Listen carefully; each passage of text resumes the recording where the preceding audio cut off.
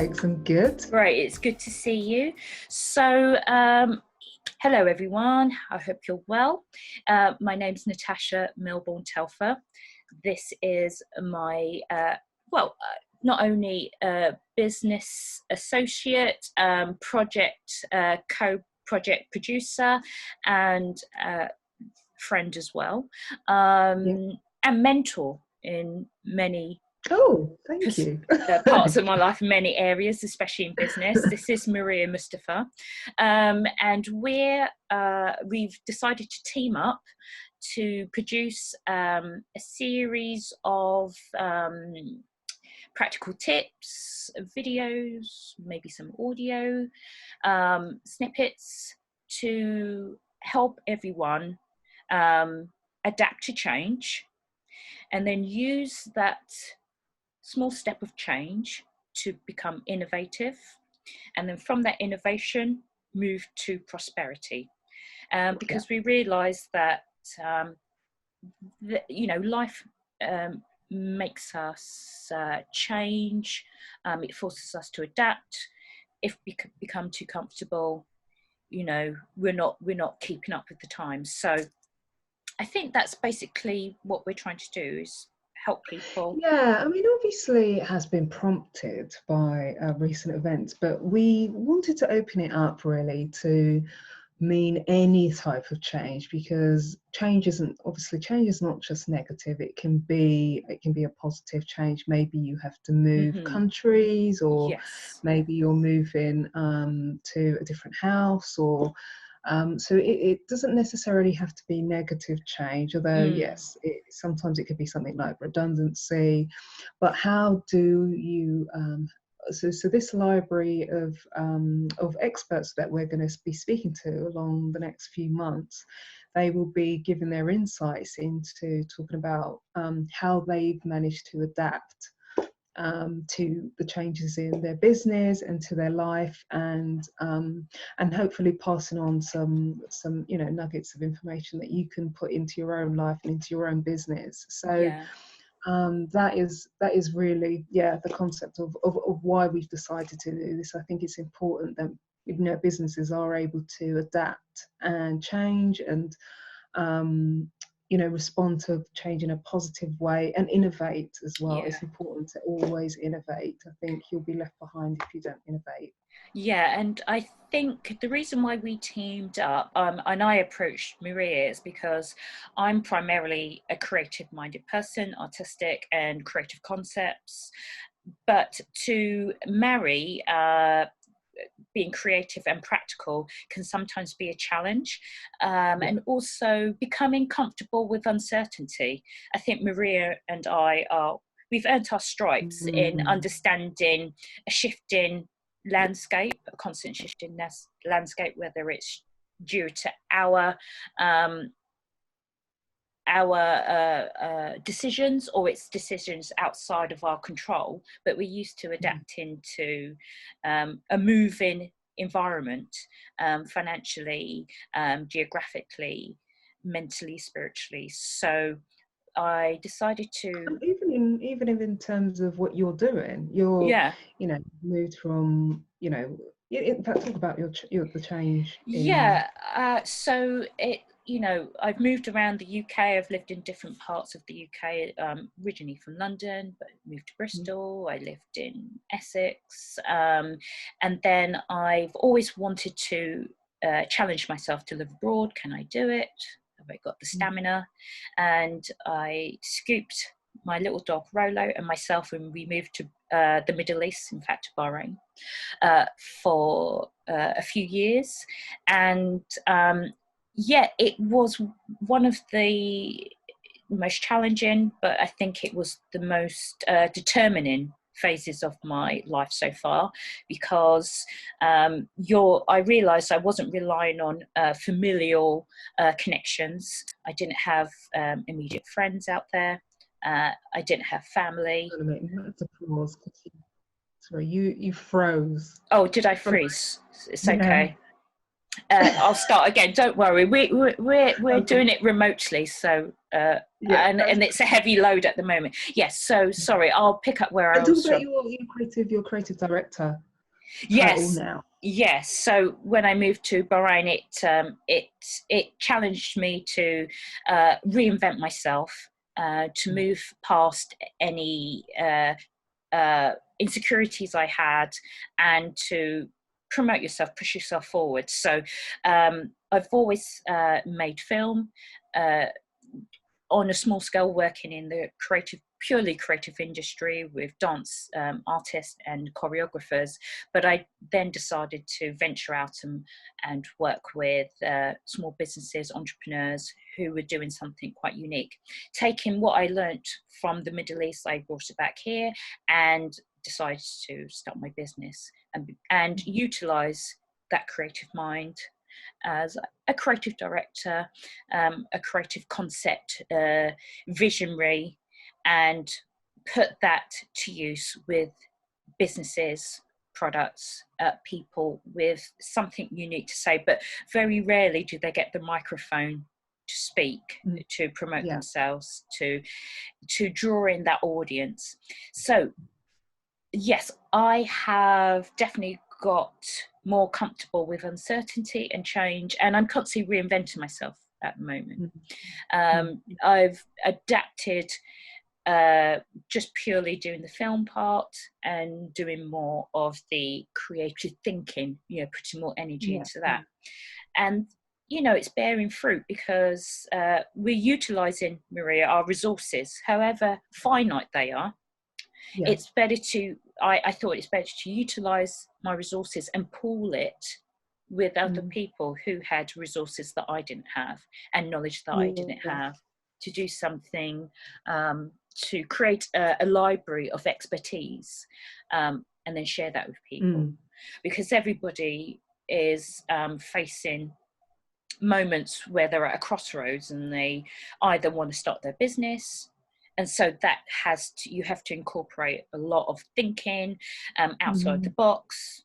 You have to deal with change in that sense, adaptation. Or maybe you had your own business and you want to go back to salaried. You were freelance, and now you've got a family, or you've had to upsize, downsize, and you have to incorporate a new set of rules. So I think change is part of life, especially in business. So here I thought we would, pool our resources, connect with each other, and do something where we can also learn. We can get some advice. I'm going to utilize the advice I get. Yes, and adopt it into my life as well. And hopefully by talking and sharing our knowledge and wisdom, we might be able to help other people. Maria, what about you, and your business, and how that works in this project? Yeah, so I am a business strategist and troubleshooter, and in fact, I added the troubleshooter part mainly because I thought that when people come and speak to you, they just know that there's a problem. They don't necessarily know that it might be to do with processes and systems, which is where my expertise lies. So people generally don't say, I need more processes and systems. They might just say, I need help with client management, better managing my clients. I need help managing my team better, or that sort of thing. So that's where I added the troubleshooter, so that it's more practical for people in terms of that. The way that they speak, they don't say what processes. And I normally work with architects, interior designers, or other building designers. And I also just help them in terms of planning for the future. So not just now, but what you want your business to look like in the next 1, 2, 3, 4 years, or even more. And really I came to that. I used to work in construction and rail as a project manager, working for companies like Network Rail and TfL and other consultancies that work in the rail industry and the construction industry. And it was, for me, it was just a little bit stifling. It didn't allow me to, I think sometimes when you get so many ideas, you'd like to implement them, but because you've got the rigid of corporate and the bureaucracy, it's hard to implement some of those ideas, some of those improvements you want in their process. And so I started off as a project manager, and I used to work on site. So I have my business on the side. So I worked with developers or homeowners, just developing their, loft conversions, and acting as their project manager on site, and just managing builders, that sort of thing. But I really wanted to work online. So I basically worked with a business coach, because also I do think, there is that thing where it's not, sometimes that change comes from external, but sometimes it's internal. You want more. That's what it is. You want more. So for me, it was about wanting more, and not, I'm not really somebody that stands still. So if I do want more, I don't allow some of the, for me, it's not, someone's not going to say to me, oh, you can't do that because of X, or you can't do that because of Y. So that's why I got a business coach. It took me ages to find a business coach, and she helped me basically go through all the skill set that I've got, everything that I want, and I did the research, and so I was able to adapt to that change of also moving my business online, and using the skill set that I had from corporate, just to implement some of the things that I've learned into smaller businesses, and it was great because you get to make more of an impact. So but like yourself, I do have that thing of, can I live outside of the UK? So I have lived in Ghana for months, which was challenging. But yeah, it hasn't put me off. I'm just ready to try all the different countries to see how they work with me. I think I learnt, maybe this might resonate with you, and I would apologise if you have heard snoring in the background. It's not me or Maria, it's my chair dog off the board, Miss Rolo. So she is having her afternoon nap on the chair, snoring away. So I do apologise if you heard Zeds in the background. But no, I want to say, whilst I was living abroad in Bahrain, I sharpened my social skills a lot. And I learned to talk to people and understand different cultures, different business cultures, different well, I think it's just generally different cultures of how people connect and how people get to know each other. Because obviously, living in the UK for a substantial amount of time, people do tend to communicate in a typical way. But when I went to the Middle East, what I thought was the usual greetings and how people connect, you can't assume that it's a different cultural standard, different cultural norms. So yeah, I sharpened my social skills. I did meet a lot of people. I met a lot of Europeans, Caribbeans. It was great. I met people from different parts of Africa, South America. It was brilliant. You really put into, because we're all part of the expat community, so really thrown in, and you just get to know people, and you realise that everybody's trying to move to the next level in their own way. They're trying to the call's made, whether it's external or internal, and they are responding to that. I guess my call was very much internal, and like yourself, I never stand still. I'm always reinventing myself. Probably 100 times I've reinvented myself, and I'm still trying to work out whether the filmmaker title sits with me, or maybe I can just let that go because I still make film, and I love it, but maybe I'm more of a creative visionary, and that, you know, understanding where I'm more comfortable to be. But I think the reason for doing this series over the next few months is really to tap into that knowledge, that Yeah. sea, that ocean of knowledge and wisdom from experts in different fields, different sectors. And different around the world as well. We've got Yeah. people from the Caribbean, from Europe. You know, hopefully we'll get more. You know, we'll get a few. We've got, you know, property developers, architects. Yes. And so we'll have a mixture of creative people and people who are quite practical and people who have got both.